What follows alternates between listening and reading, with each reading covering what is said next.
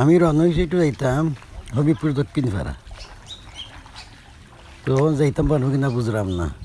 ওখানেও দেখা যায় যে টইটম্পুর ফানি রয়েছে, জগন্নাথপুর থেকে দক্ষিণ পাড়া যাওয়ার যে রাস্তাটা, এই যে বাড়িঘরগুলা বোঝা যায় পুরা বন্যা এইদিকে বোঝা যায়। তো বন্যা তখন বাটি লই লিয়েছে কিছুটা,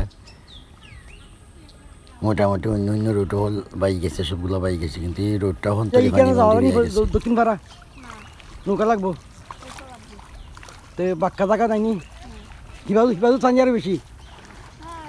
আচ্ছা সেই রোড তো পানি আর পানি দেখা যায়।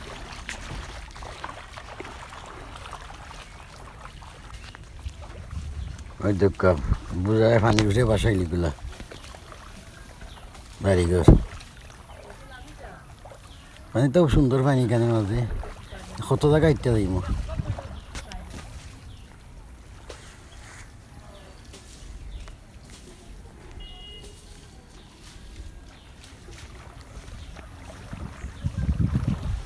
কই পর্যন্ত যাওয়া যায়, যদি পানি বেশি সামনে হয় তো বাদ দিলেই আর কি তা পারবো। এই রাস্তাত পানি আর কতদিন থাকবো রে বউ? ওই পানি আর কতদিন থাকবো? ও মানে তো বাক্কা ওই আমি তো চিন্তাই রে না যাইতাম দক্ষিণ পাড়া মানে খতান দায়িত্ব যাওয়া যাইব। আর বেশি আছে নি ইয়ার লাগো এত সমস্যা করে যাইতাম নাই গো।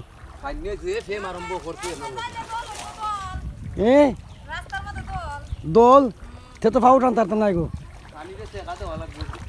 আয় আয় তখন ই জায়গার যে ই জায়গাও তো যে নিবা উপজেলা পৌরসভার ভিতরে আমি তো জানিও না, জানলে তো কেন ভিডিওটা আরও আগে করলাম না রেব সব না। আমি তো মনে করি এই রাস্তা শুকনো ভাবছিলাম একটু অবিপুর গ্রাম একটু বেড়াইমো গিয়া। আমার ইত্যাদি থেকে এজনে হয়েছেন যে অবিপুর তার দেখাইও তখন তো যাইতে আসলাম মানে আইটিয়া এখন তো খরাতে বহুত পানি তো পানি যখন আর কি তাওয়া যায় এই পর্যন্ত আজকে রাখি দেই। আচ্ছা দিন যাওয়া দিতাম যদি পারি এদিকে আপনারা হবিপুর গ্রাম সারা দেখাইমু অবশ্যই সারা অবশ্যই আজ এই পর্যন্তই ভালো থাকা। সন্ধ্যা হয়ে গেছে আর ওই দুঃখ সাবর দিনের বাড়িও দেখা যায় পানি পানি বন্দি সেইটা আরও বাড়ি পানি সামনে সাবান শুধু খালি পানি আর পানি। তাই এই পর্যন্ত ভালো থাকা। আল্লাহ হাফিজ।